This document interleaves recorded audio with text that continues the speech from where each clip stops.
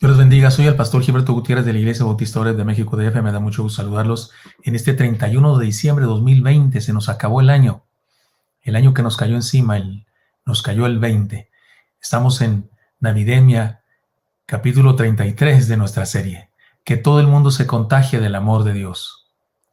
La Navidad, una razón para vivir a plenitud, le hemos llamado a esta serie de devocionales basados en Lucas, capítulo 2. El niño crecía y se fortalecía y se llenaba de sabiduría y la gracia de Dios era sobre él. El tema es viviendo a partir de Jesucristo. Debido a que los evangelios no abordan muchas cosas respecto a la infancia del Señor, se han hecho muchas especulaciones al respecto. Incluso existen algunos falsos evangelios o evangelios no inspirados que escribieron los gnósticos con el afán de dar base a sus creencias heréticas. La razón para no haber escrito sobre este particular podemos decir las siguientes: porque no consideraron importante hablar al respecto, en virtud de que la niñez y adolescencia del Señor fue algo absolutamente normal, natural. Él no comenzó a hacer milagros ni comenzó su ministerio público sino hasta los 30 años, tal como decía la ley y tal como la profecía también lo decía. Algunos de los falsos evangelios ponen a Jesús de niño haciendo milagros, sanando a un amiguito y tomando barro y soplando en el barro y haciendo una paloma, algo así. Todo eso no está en la Biblia. Hay libros escritos sobre ese tema muy lejanos al evento original, muy tardíos, y por supuesto no son inspirados por Dios y no tienen ninguna validez historiográfica. Así es que posiblemente porque los evangelistas no entendieron que no era importante hablar de ese tema, en virtud de que el Señor creció y tuvo una juventud normal hasta los 30 años que comenzó su ministerio público. Otra razón, porque simplemente no tuvieron acceso a esa información, no sabían esa información. Lo conocieron cuando el Señor comenzó su ministerio público y los escritores sagrados escribieron lo que sabían, y como posiblemente algunos de ellos, como Lucas, por ejemplo, conoció a María, estuvo cerca de María, seguramente la entrevistó, y por eso el Evangelio de Lucas tiene más cosas que contarnos acerca de eso. Y además, en tercer lugar, porque Dios no les inspiró a escribir el tema, punto, porque Dios no tiene interés de que usted y yo conociéramos eso. El hermano Juan lo dijo en su Evangelio, que si dijéramos todas las cosas que hizo Jesús y dijo Jesús, no cabría ni en todos los libros del mundo. Así que ciertamente los Evangelios no son biografías, y por supuesto que no son historias exhaustivas, son testimonios de lo que Jesús significó para el escritor. Eso es lo que contaron ellos, contaron su historia, contaron lo que vieron de Jesús, lo que conocieron de Jesús. No intentaron hacer una biografía exhaustiva, ni mucho menos. Sin embargo, aún en estos breves pasajes sobre el tema, en donde se nos habla del Señor Jesucristo siendo un niño y sus padres, podemos encontrar principios y valores que podemos aplicar a nuestra vida. Como ya dijimos, el pasaje que hoy nos ocupa nos presenta a aquel niño en pleno crecimiento. Qué maravilloso debió ser verle crecer todos los días.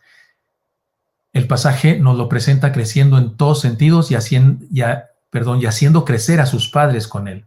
Vayamos otra vez al pasaje y después encontremos algunas enseñanzas para vivir a partir de Jesús, nosotros también. Después de haber cumplido con todo lo prescrito en la ley del Señor, volvieron a Galilea, a su ciudad de Nazaret. Y el niño crecía y se fortalecía y se llenaba de sabiduría, y la gracia de Dios era sobre él. Iban sus padres todos los años a Jerusalén en la fiesta de la Pascua, y cuando tuvo 12 años subieron a Jerusalén conforme a la costumbre de la fiesta. Al regresar ellos, acabada la fiesta, se quedó el niño Jesús en Jerusalén, sin que lo supieran José y su madre. Y pensando que estaba entre la compañía, anduvieron camino de un día y le buscaron entre los parientes y los conocidos. Pero como no le hallaron, volvieron a Jerusalén buscándole. Y aconteció que 3 días después le hallaron en el templo, sentado en medio de los doctores de la ley, oyéndoles y preguntándoles. Y todos los que le oían se maravillaban de su inteligencia y de sus respuestas. Cuando le vieron, se sorprendieron, y le dijo su madre: Hijo, ¿por qué nos has hecho así? He aquí tu padre y yo te hemos buscado con angustia. Entonces él dijo: ¿Por qué me buscabais? ¿No sabíais que en los negocios de mi padre me es necesario estar? Mas ellos no entendieron las palabras que les habló. Y descendió con ellos y volvió a Nazaret, y estaba sujeto a ellos. Aquí es un resumen de su vida hasta los 30 años. Y estaba sujeto a ellos, y su madre guardaba todas estas cosas en su corazón. Y Jesús crecía en sabiduría y en estatura y en gracia para con Dios y los hombres.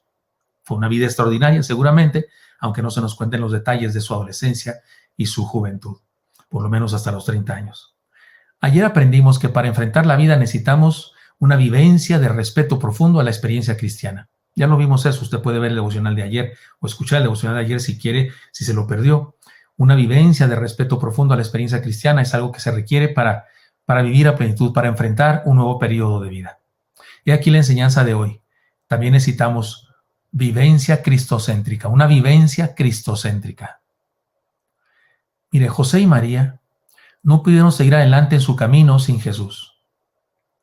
Esto, por supuesto, es natural, son papás. Usted tampoco se iría de un cierto lugar sin sus hijos, sin su hijo.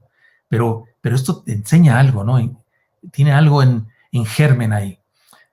Van José y María, ya leímos el pasaje, de regreso a su casa. Y varios días han caminado, seguramente así se estilaba, las mujeres por un lado, los hombres por otro lado, los niños, los jovencitos por otro lado. Jesús posiblemente había practicado el bar mitzvah allá en el templo, un ritual judío para considerarlo varón de ley. Un niño se debe aprenderse ciertos textos de la Biblia, debía decir ciertas declaraciones, era reconocido como un varón, ahora ya no solo como un niño, es que era un adolescente. Y resulta que José le dice a María, ¿y el niño? Y María dice, yo pensé que venía contigo, y yo que contigo, y que se regresan. Porque no iba con ellos. Porque no pudieron seguir adelante en su camino sin Jesús. Insisto, es natural, es obvio, son papás. Sin embargo, considerémoslo como una metáfora, como una enseñanza importante. Tuvieron que regresar al lugar donde lo habían perdido para encontrarlo de nuevo. Eso también tiene una enseñanza. Esta debe ser nuestra pasión, de usted y de mí también. No caminemos un solo paso sin Jesús. Si de repente en nuestra vida notamos que el Señor ya no nos acompaña, no sigamos adelante, por favor. Hagamos todo lo posible por encontrarnos con Él, por caminar con Él nuevamente antes de seguir. Las familias cristianas como comunidades y los seres humanos en lo individual, es decir, las familias cristianas, las iglesias, los hombres y las mujeres en lo individual, que buscamos a Jesús, que creemos en Él, que somos sus discípulos, que lo hemos hecho el centro de nuestra vida, no podemos seguir caminando si Él no va con nosotros. Caminar con Él nos ayuda a vencer las crisis de toda lucha y a cumplir nuestras metas, porque Él tiene propósitos para nuestra vida. Dios tiene propósitos para nuestra vida. Nos ha creado con una razón, con un propósito, nos ha dado ciertas habilidades, ciertas capacidades para realizar una misión. ¿Quién mejor que Él, el creador, el autor de todas las cosas? Jesús es el creador del universo. Así dice el Evangelio de Juan. Sin Él nada de lo que fue hecho hubiera sido hecho. En Él estaba la vida era la luz de los hombres. Sigue hablando. Esta experiencia de la familia del Señor es una perfecta parábola de nuestra vida. Cuando nos desviamos del camino, seguramente es porque hemos dejado de caminar con el Señor. Debemos regresar al lugar donde lo perdimos o donde nos apartamos de Él. Y no me refiero geográficamente, pero sí en lo espiritual. De hecho, a ese acto de regresar al punto donde nos desviamos, podría llamársele la confesión, el arrepentimiento y la confesión. Cuando nos enfriamos, cuando comenzamos a dudar, cuando nos alejamos de la vivencia cristiana y nos envolvemos en las cosas del mundo, seguramente hay un punto crítico donde dimos la vuelta, donde nos deslizamos insensatamente hacia el mal. Pues debemos regresar ahí, y no me refiero, insisto, geográficamente, sino espiritualmente, moralmente. Debemos regresar ahí, arrepentirnos, pedir perdón al Señor y decirle, Señor, quiero caminar contigo, andemos juntos otra vez, porque Él no se nos pierde jamás. Si hay alguien perdido aquí, somos nosotros. Nosotros nos perdemos de Él. ¿Por qué nos has hecho así, hijo mío?, le dice María. Y Jesús le dice, ¿por qué me buscabais? Si en los negocios de mi Padre me conviene estar. O sea, si aquí es donde debo estar yo. ¿Qué estaba haciendo en el templo? Discutiendo con los doctores de la ley, platicando con ellos. Es mi opinión personal que en ese momento el Señor Jesucristo, como todo ser humano del mundo, y Él, acuérdense que es Dios, pero es un Dios encarnado, no se disfrazó de Dios.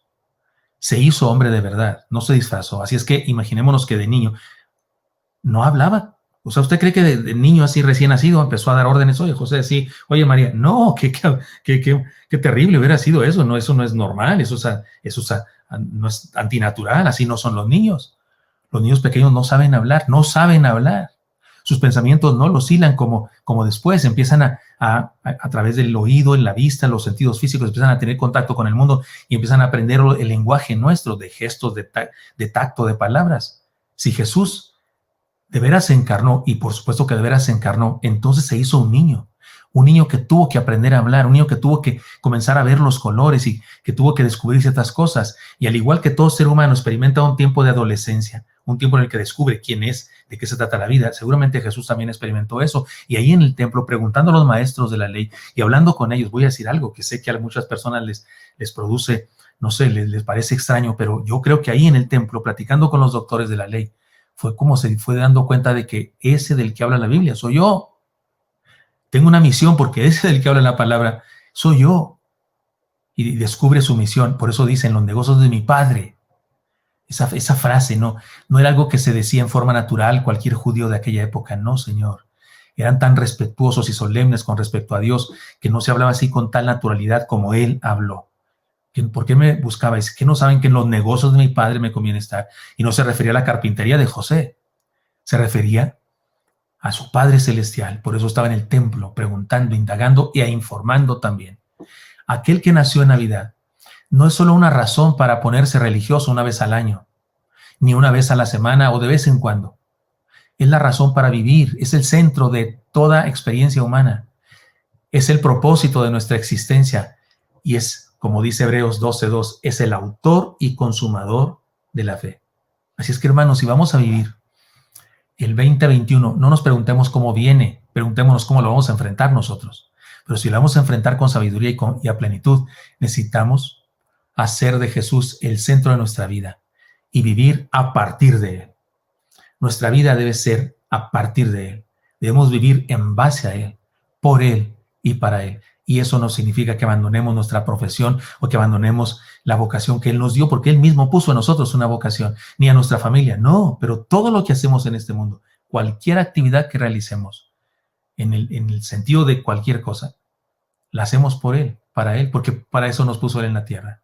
Y Él es glorificado y se alegra de que hagamos aquello por lo cual nos creó. Pero necesitamos vivir a partir de Él, basados en Él, por Él y para Él. Señor Santo, pongo en tus manos a mis hermanos y hermanas y te pido que nos des paz, Señor, nos des fortaleza. Ahora que se acabe este año que ha sido tan difícil, bendice a todos, danos aliento, fortaleza, danos paz, Señor, y te pido por los ansiosos, por los deprimidos, por los angustiados. Quítanos eso, Señor, danos valor, danos fe, esperanza y amor. Pongo en tus manos a todos en Cristo Jesús. Amén. Espero que esto sea útil para usted y me encantaría encontrarle el día de mañana. Hasta pronto.